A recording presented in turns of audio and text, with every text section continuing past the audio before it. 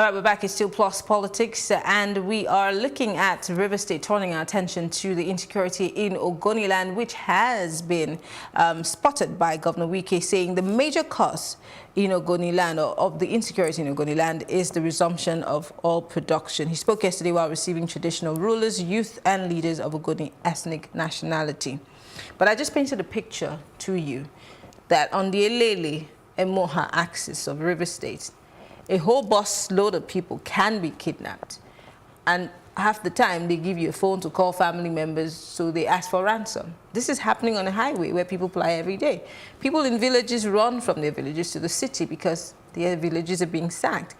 But unfortunately, when I was listening to the show this morning, the other people were saying, why just Ogoniland? Is it because of the oil there? We are also facing the same kind of insecurity.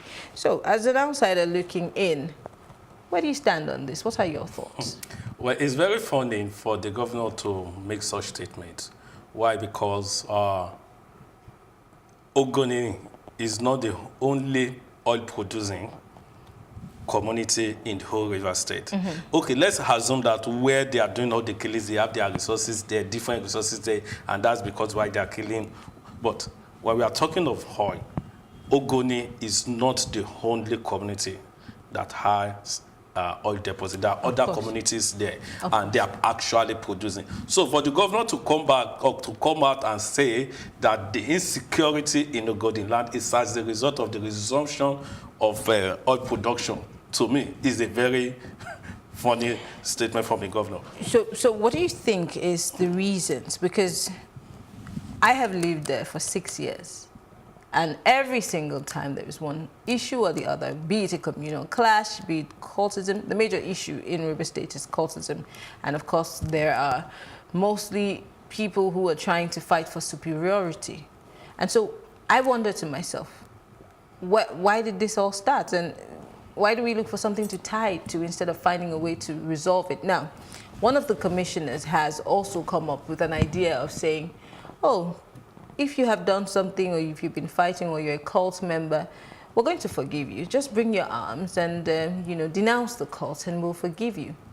But also, we cannot forget that mothers have lost children, families have lost parents, people have been beheaded in their farmlands, little children, teenagers have also been beheaded, and their bodies left lying in broad daylight. So can we just pardon that offense? Will that even solve the problem? I think all the problems started sometimes during the last governor's administration, actually. And the problem was as a result of superiority. Everybody want to claim senior in the state. And before you know it, the loyalists of each of these people started facing one another and killing themselves as a result of that. So from there, it grew or metamorphosed into cultism, killing, you get. And one of the reasons which I learned of is that some of the leaders in that particular state are actually cultists themselves. And you know, if we are... Allegedly. Yes, that's why I say I learned, but not... Allegedly. You get. So in such case, if that is the reason, and one thing I know about cultism is this: if there is a conflict, between two confraternities, definitely before you stop that conflict, then the head of those fraternities must be ready for peace.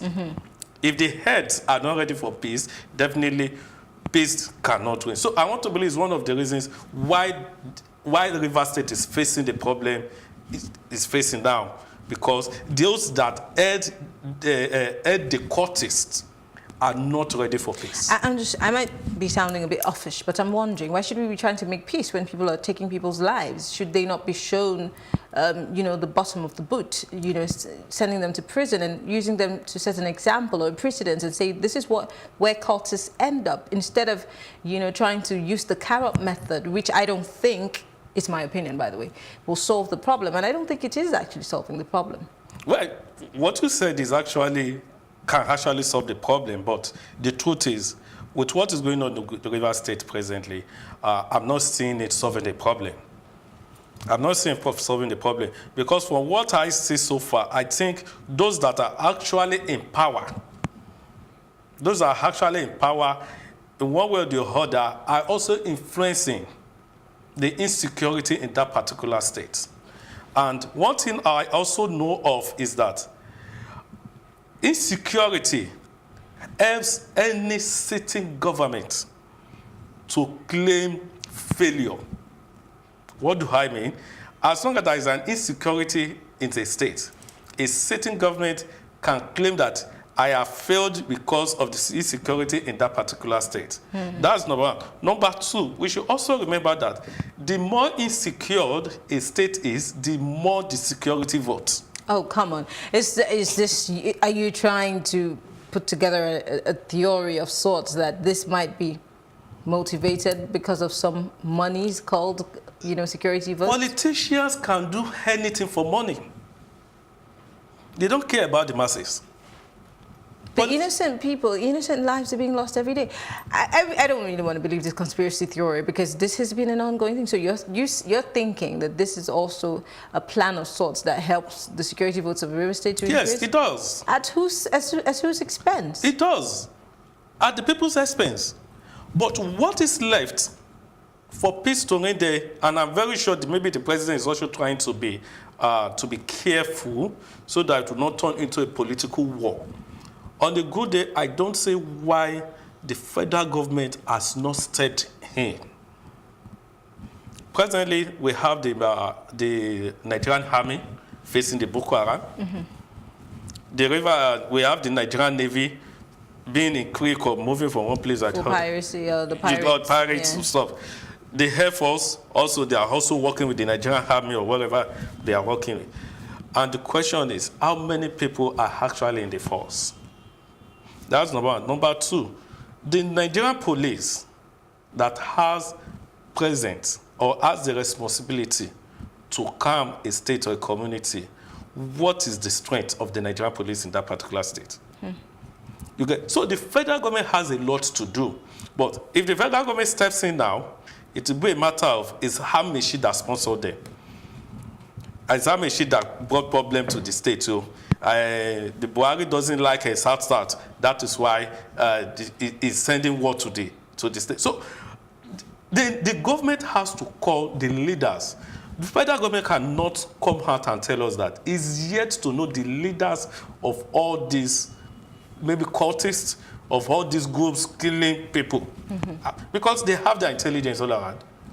But I just want to take us back to the fact that 2 weeks ago, a certain governor of a state was asking that people who were killing and sacking villages in a state be paid off, so that way it could, somewhat ward them off. And this is not the first time. The Kaduna State governor has also offered monies to, these rustlers and people who were causing mayhem during the Fulani, the cattle, crisis. But we're seeing a reward system, and this also dates back to the Jonathan administration, where people who were militants were giving a reward system of sorts to somewhat make them simmer down and kill less people. And now we're seeing a similar thing for cultists. A certain commissioner is saying, well, we're going to bring your guns. We're going to say, we'll give you some form of amnesty.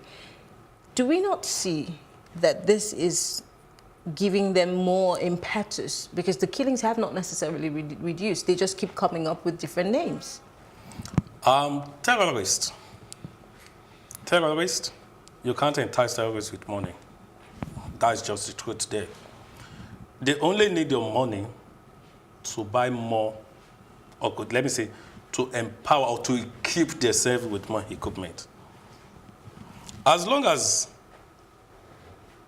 the government is giving amnesty in form of cash, expect more.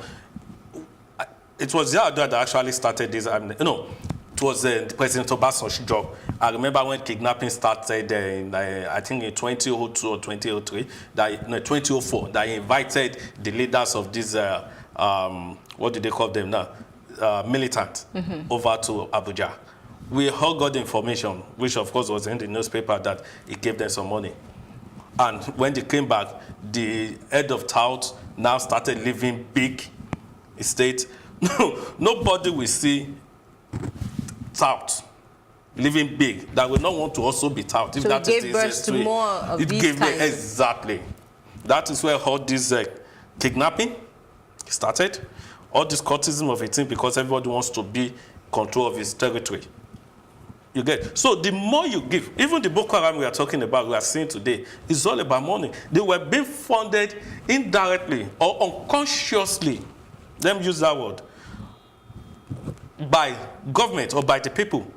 That time. By the time you give them money, they use the money to buy more equipment. It's just like someone in war. Someone in war, a military man in war will be looking for more bullets than for food. So that is exactly how it is. The more you give them money, the more you equip them. So going forward, because we have just 2 minutes, how do we deal with this headlong? How do we attack this hydra-headed monster, because that's what it's become, and reduce the number of innocent lives that are being lost every single day? At this stage, I think the federal government has to call me.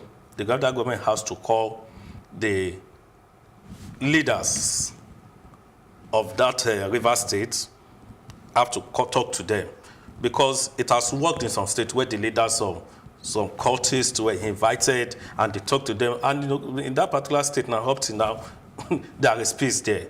You get, so the federal government can do it. Call the warring leaders, let them come, let everybody pour out their mind. Then if you have to set up a committee that will look into that, let there be peace. Oh my God, I'm sick of those committees, because they never really come up with anything at the end of the day. So I think we need some action, some level of action. They do come up with reports. What do we do with those reports? That is the problem. No execution of those reports.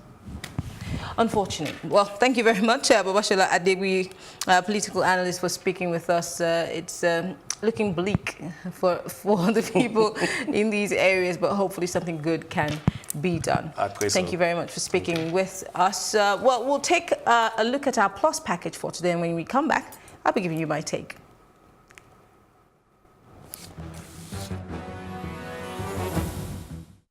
Some oil fields in the larger local government area, particularly at Ugbo extraction, but very specifically at Ojumole communities houses, is on fire. This occurred by virtue of my understanding around April 16th. And as we talk today, the fire is raging with a very serious intensity. And the life of the people therein. The House of Representatives has invited the Nigerian National Petroleum Corporation, NNPC, Chevron Nigeria Limited, and the National Emergency Management Agency, NEMA, to appear before relevant House committees over failure to put out an abandoned oil well currently on fire in Ondo State. The motion, which was raised by Honorable Victor Akenjo on the floor of the House, saying several property have been destroyed and the lives of residents affected, with community put at risk, as international oil company Chevron, who initially operated the well, has refused to take adequate steps to put out the fire. The House unanimously adopted the motion, tasking those responsible to ensure the affected communities are adequately compensated. Some oil fields in the larger local government area, particularly at Ugbo extraction, but very specifically at Ojumole communities houses, is on fire. This occurred by virtue of my understanding around April 16th. And as we talk today, the fire is raging with a very serious intensity. And the life of the people therein is in jeopardy. The environment is constantly polluted by this fire, notwithstanding the fact that spillages is also on the rise. And so when this is happening, it is expected that Chevron, which is in custody of this oil well through the JV NNPC Chevron Limited ought to have worked assiduously to put out this fire in the interest of the environment and the interest of our people. When I took the opportunity of intervening on this matter with Chevron, what Chevron told me was that this is a dry well without serious economic potential. But how can a dry wells begin to catch fire and burning at a very terrible intensity? And of course, even if it is a dry well, it is a well that they are indirectly or directly drilling from, whether through lateral or horizontal drilling. And so it is the responsibility of Chevron to do what is needful to ensure that apart from taking oil and the environment is constantly degraded, they should be able to do what is needful to keep the people at peace and ensure that issues like fire should naturally be reduced to the bare minimum.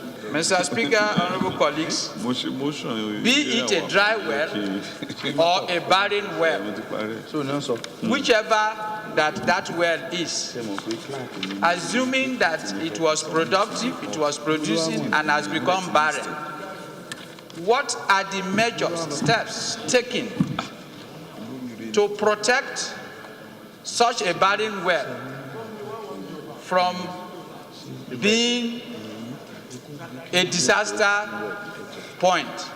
Such a raging fire must have affected the ecosystem of the people as well as their environment where they live, they draw their earnings from. And so it's important for this House, which is the People's House, to take a critical look at this issue and pass it for a proper investigation so that the pains and concerns of the people will be remedied by the action of this representative house.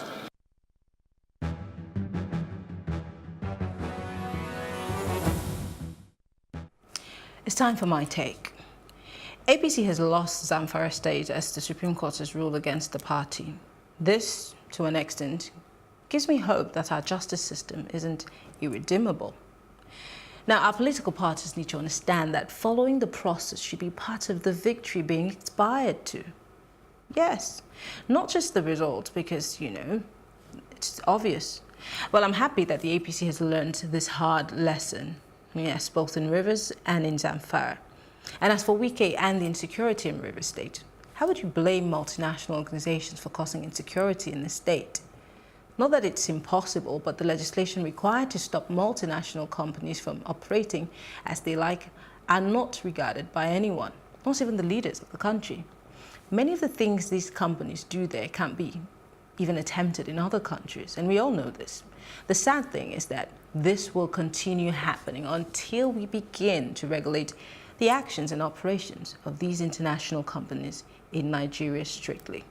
So, a word they say is enough for the wise. I'm Mariana Cohn, and it's been Plus Politics. Have a great day.